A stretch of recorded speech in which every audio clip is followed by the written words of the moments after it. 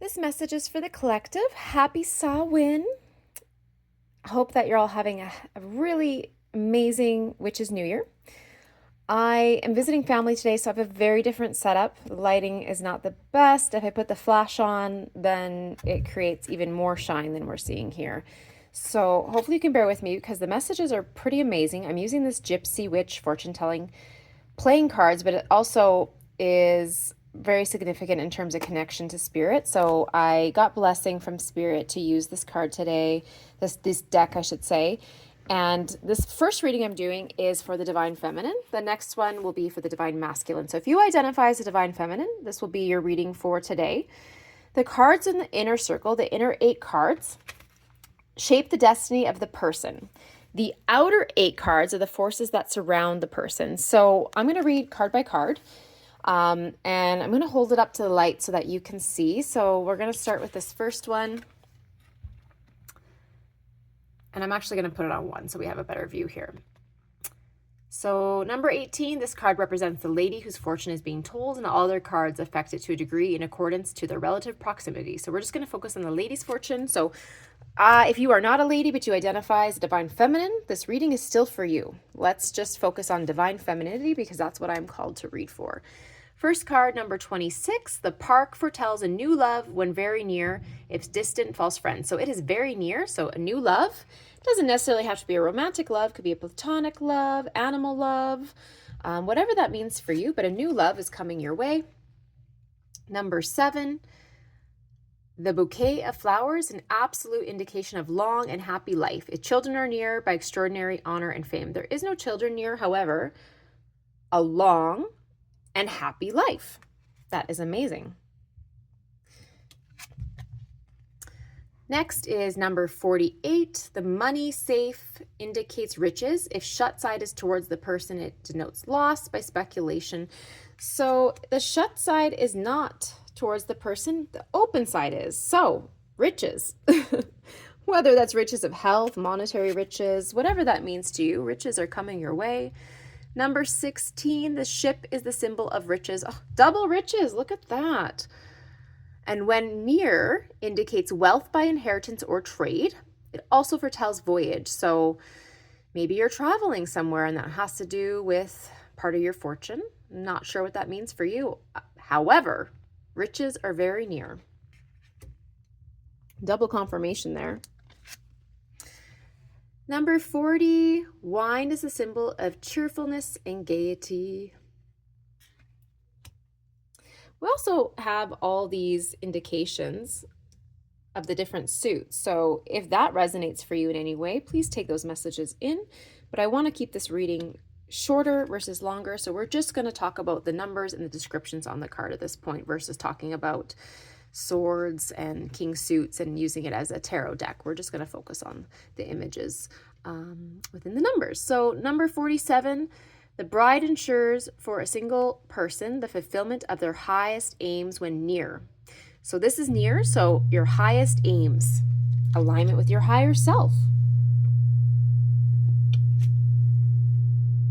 I don't know what that noise is. Maybe that's confirmation.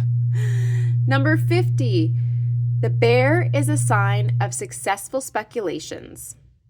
So successful speculations.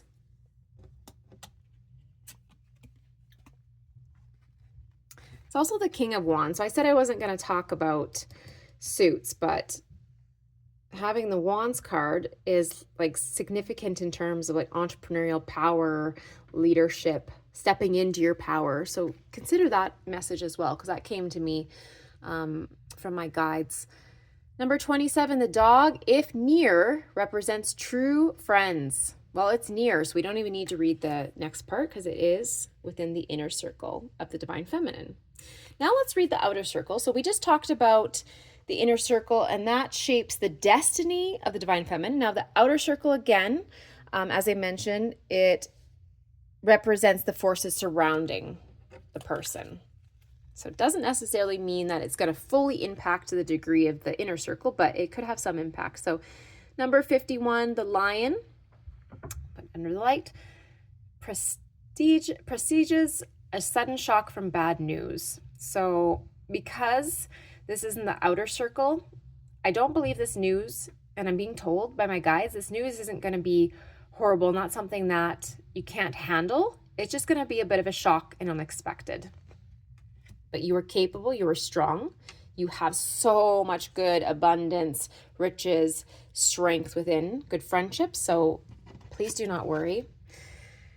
Number 29, the mouse denotes loss by theft nearby. Well, this isn't nearby. It denotes recovery after great difficulty, but if distant, the loss will be irretrievable. So this loss is not a loss that is going to impact your entire life.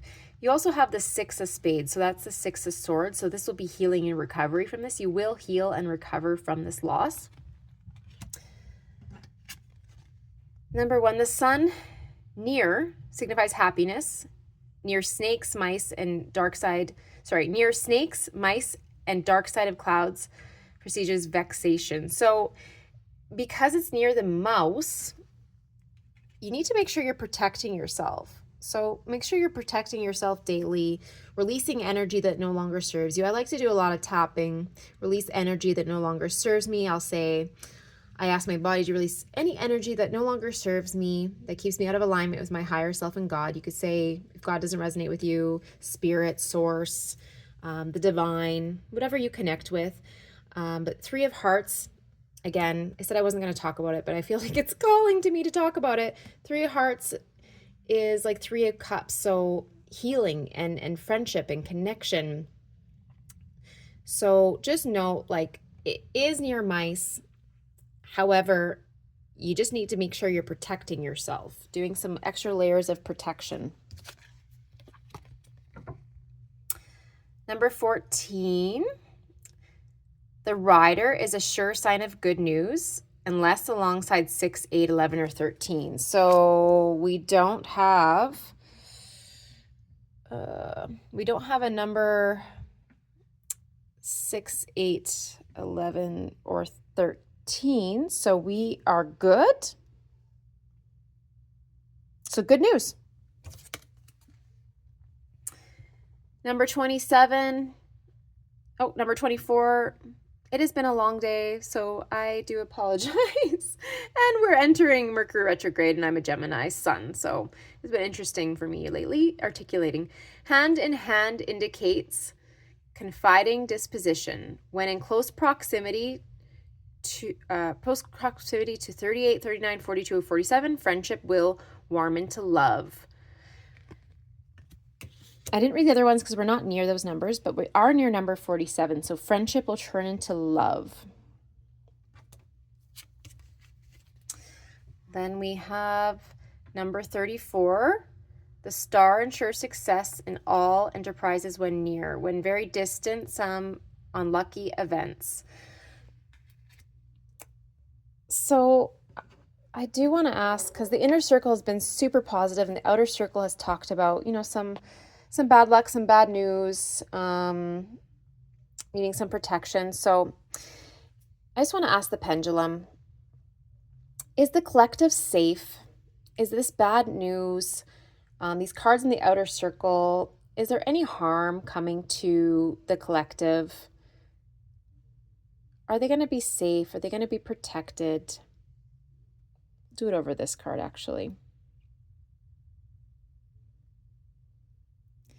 So first question, is the divine feminine safe and protected? Is the divine feminine safe and protected?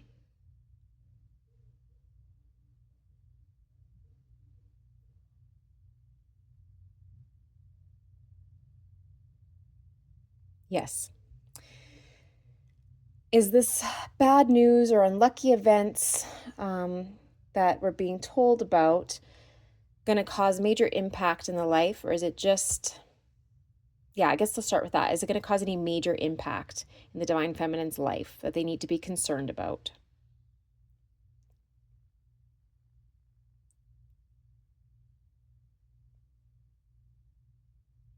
No. Will the divine feminine recover from any of this bad news or bad luck that are the forces surrounding them, not their inner circle, not their what shapes their destiny.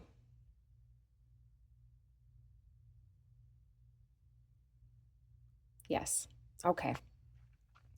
So this is not horrific news. It's just little obstacles in life coming through to shape the divine feminine to become their highest self and to become stronger. Number 28. I was looking at the suit here. The anchor denotes successful ventures in business and love, and surrounded by 11, 13, 29, 30, 31, 35, breach of trust, near the dog, fidelity, the one you love. So let's see if it's near any of the numbers that were said. So 11, there is no number 11 nearby. There is no number 13. There's no number 29 nearby, or 30, or 31,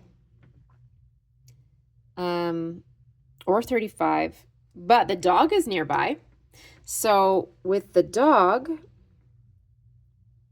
fidelity of the one you love. That's really good. And last but not least, number 17, the fish is the emblem of riches through life. Oh my gosh. Mercury retrograde, I do love you. I appreciate you. The fish is the emblem of riches through stocks. But if distant, it foretells failure and disaster. Okay, so it is distant. Is this failure and disaster something the divine feminine can't recover from?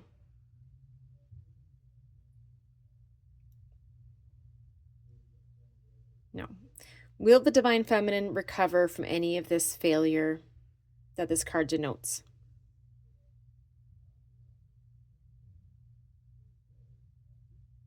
Yes. All right. So all in all, very positive reading, especially within the inner circle of what shapes the destiny of the person. There is going to be some obstacles, and I believe that's going to be part of the destiny of the divine feminine, to shape the divine feminine into becoming who she needs to become. So who you need to become to align with your highest self and with spirit, source, God, the divine, however you resonate. But all in all, a very beautiful reading. And because we are in Samhain, because we are in Scorpio season, I believe a lot of the outer circle cards are the things that are holding you back. So what is holding you back from aligning with your highest self? Maybe some time to reflect, to medicate. Don't need to medicate unless you are supposed to be medicated. To meditate. I know for myself, this Mercury retrograde is definitely bringing a lot of things up. I know we're just in the shadow period and it's not till November 9th, but a lot of things are unearthing for me that I need to release, that I'm hanging on to, that are keeping me out of alignment. And this is just a very divine reading to explain everything that's going on. So hope you found some value. Love and light. Take care.